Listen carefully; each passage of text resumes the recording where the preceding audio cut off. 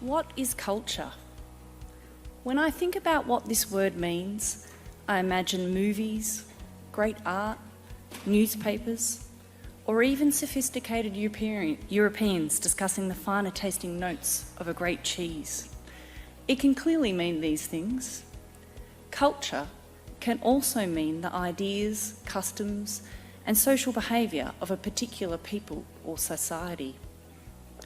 Culture is an abstract word and one that is difficult to pin down. As a biology teacher, one way it makes sense to me to address this question is to ask whether animals can have a form of culture. It is commonly agreed among zoologists that chimpanzees have a form of culture. Like humans, chimpanzees exhibit behaviours that are learned and shared within social groups, passed down from one generation to the next.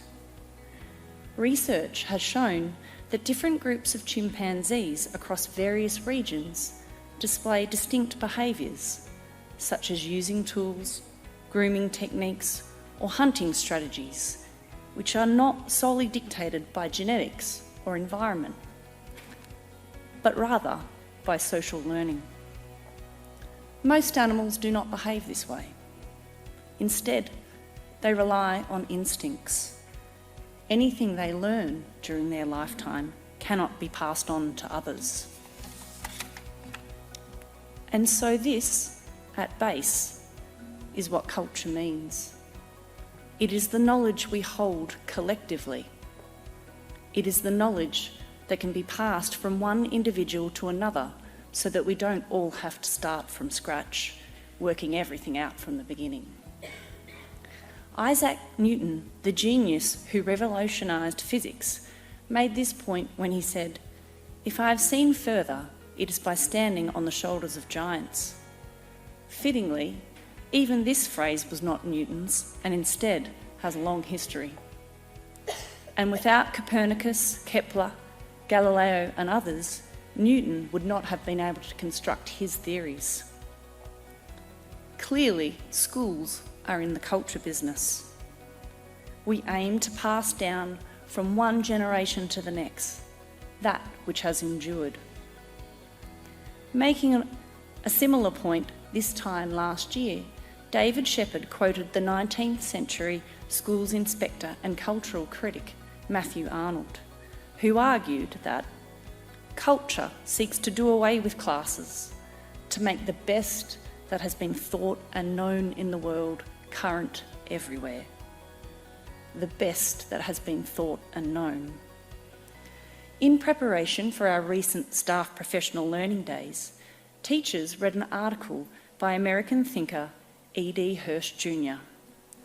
Hirsch made use of the metaphor of a ratchet, a metaphor we use when discussing our approach to improvement.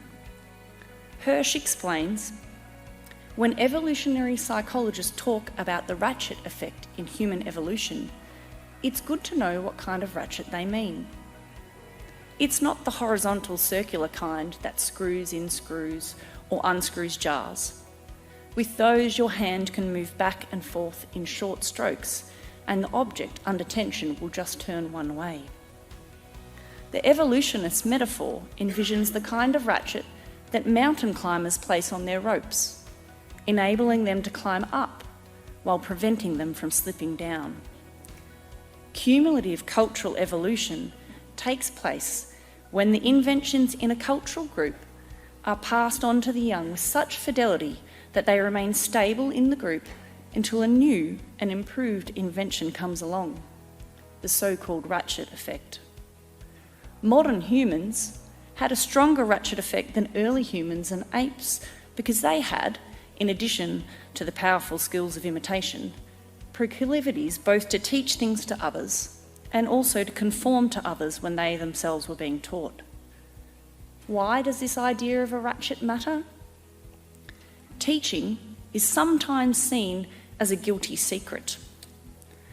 Romantic iconoclasts stand up at conferences and tell their audience that standing up and telling children things is bad. Instead, schools should prioritise play and discovery seasoned with a little motivation. There is nothing wrong with play and discovery. This is how we learn vital things about our world, such as key vocabulary, how to find our way around the local environment, and how to take turns with others. However, the transmission of culture takes something more. Without the older generation passing on hard-won and meticulously created knowledge, young people will not discover the fundamental knowledge we want them to learn at school. Even Newton would not have discovered his laws without learning from those who came before. I wonder if we appreciate this enough. I wonder if we value this enough. Or do we sometimes view progress as requiring a complete break from the past? This is where the metaphor of the ratchet comes in. Such a break could unintentionally lead us to slipping down. Instead, the cultural ratchet catches us to stop us falling. But that is not all. It enables us to then move ever upwards. When young people learn about ideas and concepts, they are not stuck with them. They are challenged to improve upon them. Their role is to take stock of where we are now and suggest how we can be better in the future. This can involve reinforcing some ideas while improving on or abandoning others. But to do that, they first need to know what these ideas are. That is the mission of schools like Ballarat Clarendon College. I am not the first principal to stand before you, and the class of 2024 is not the first to graduate. Each passing year is an immense privilege to be part of as we celebrate young people who stand on the thresholds of their future and wonder what they might do with their heart's desires. They make us proud because they are a product of our community and an expression of our thoughts and values. Congratulations to our graduating class of 2024. You have demonstrated determination and passion in all you have done.